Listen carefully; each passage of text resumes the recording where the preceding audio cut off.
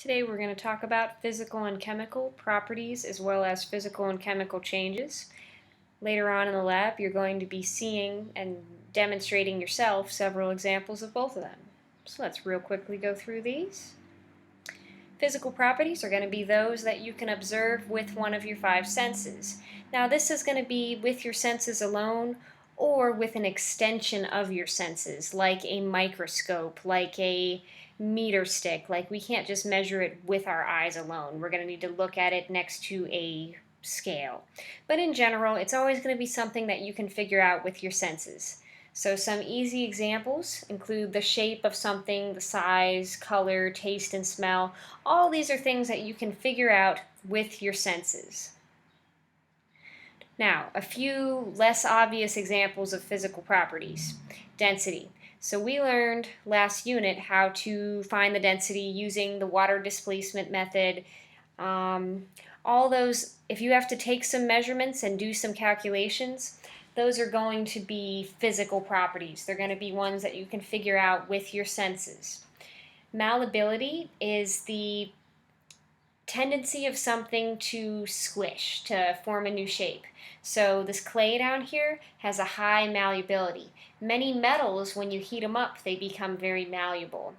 Now, some materials aren't malleable at all. So for example, stone, no matter how much pressure you put on it, it's not going to squish into a new shape for you. Luster is how shiny something is, so I have the diamond down here. Ductile is a really weird one. What ductile is the ability to be stretched into a wire. So some things, if you stretch them really skinny, they tear. But copper will hold strong pretty much no matter how thin you make it. So it's very good at forming a wire shape. So all of these, again, are physical properties. Chemical properties. Chemical properties, a characteristic that gives a substance the ability or inability to undergo a chemical reaction. Okay, so the easiest way to know if it's a chemical property is to say to yourself, do I have to test it to find out if it's true? Like, if you're looking at a physical property like color, you can just look at it and see it. But if you say to yourself, is this object flammable? Well, let's test it. Let's try to set it on fire to see if it's flammable. Granted, that's not a safe thing to do, but in general, chemical properties you have to test to find out if they're true. So the first example I have, easiest one, flammability. Is this object flammable? Some things have high flammability, like paper, for example, or gasoline are very, very flammable. Other things aren't flammable at all, such as stone or cement. These type of things, no matter how long you hold them in the flame, they're just not going to catch fire. Another example is tendency to rust or tarnish. So some things like, say, aluminum or silver are going to rust very, very easily. Other things like stainless steel, they avoid it very well. They really don't rust near as easily. Okay, last one, tendency to react with acid, air, or water. So some things react with these very easily, and other things just aren't affected by it. So how do you know? Well, you have to test it. You have to put some acid on it, or you have to expose it to the air. You don't know how it's going to react until you expose it. So it's always chemical properties if you have to test it to find out if it's true. Okay, so matter can undergo both physical and chemical changes. The differences are very similar to the properties. So this is going to be the same type of thing. Physical changes are going to be ones you can observe with your senses, and chemical changes are going to be ones that are going to change change what it's made of. So let's talk one at a time here. Physical change is a change that occurs without altering the identity. So it doesn't change what it is. No new substance is formed in the process. So for example, this paper is being cut. In the end, it's just two smaller pieces of paper instead of the one, but it's still paper. Its identity did not change. So more examples of physical changes, breaking into smaller pieces. So this glass breaking, you don't have anything new. Now you just have a million little pieces of glass, but it's still glass. Changing shape, so this highly malleable dough is getting rolled into a sheet. So it's just changing its shape. It's still dough. Changing phase. This one, for some reason, tends to be really hard for students to remember. So if this is melting, before it was solid water and then it was liquid water. And if you heat it farther, then it'll become water vapor. But you notice that water is in all three of those names. It's always water. And no matter what the substance is, if it's going through a phase change, that's a physical change. It's not changing what it's made out of, only how close together the particles are. Dissolving. This one is the hardest one for students to remember. Dissolving is always a physical change. So for example, if we drop this food dye in here, it's slowly spreading throughout the water and dissolving, but it's still food dye. It didn't become something new. If you were to evaporate out the water, what you would have left behind is a pink stain on the speaker because the dye would stay behind.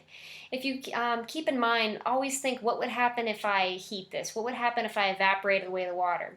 It's the same way with salt water. You still have salt and you still have water. If you evaporate the water, the salt stays behind. So if you can ever separate them by evaporating, it's going to be a physical change. Just keep in mind, anything you're stirring in and you're dissolving is going to be a physical change. Okay, now on to the fun ones. Chemical change. Chemical changes, also known as chemical reactions.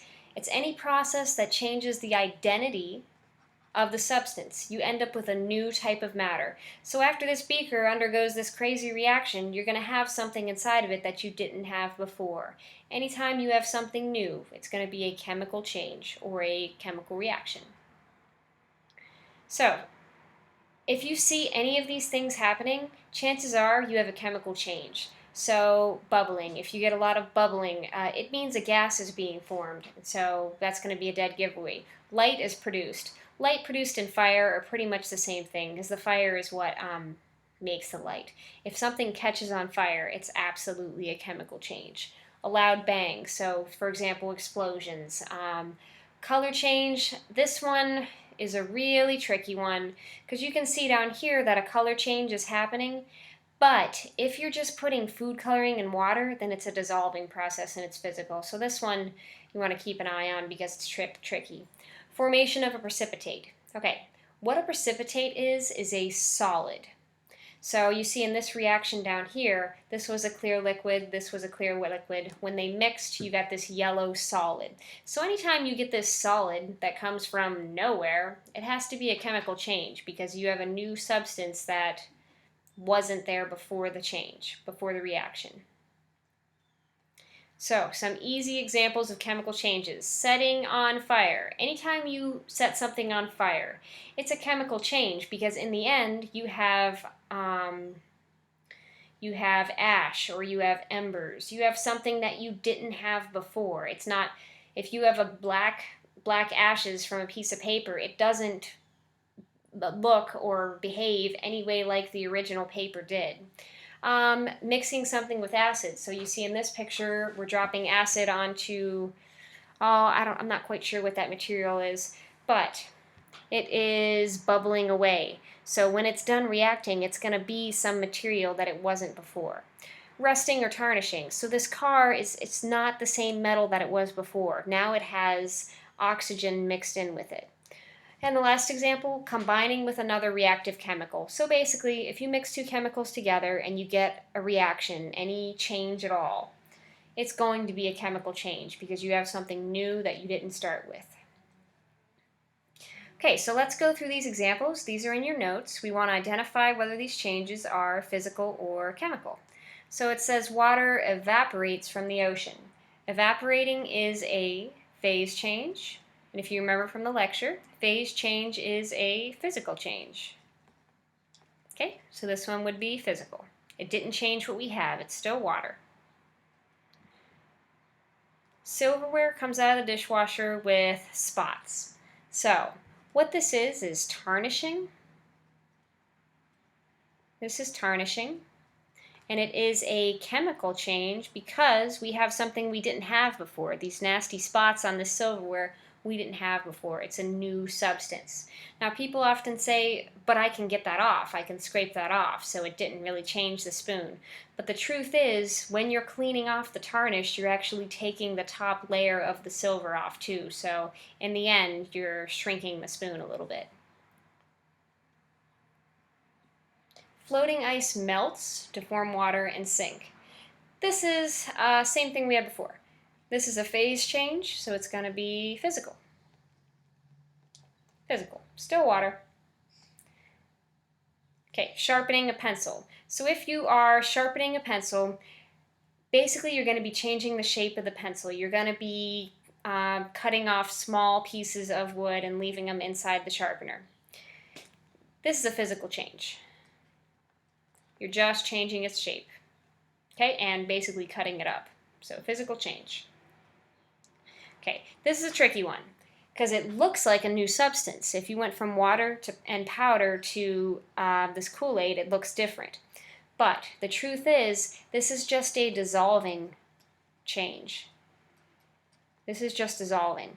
So all Kool-Aid is sugar, water, and food coloring. If you were to evaporate out the water, the food coloring and the sugar would stay behind, stuck to the glass.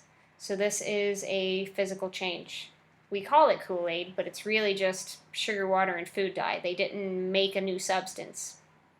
Okay, so that's the last example. You'll get to qualify a few more in lab this week.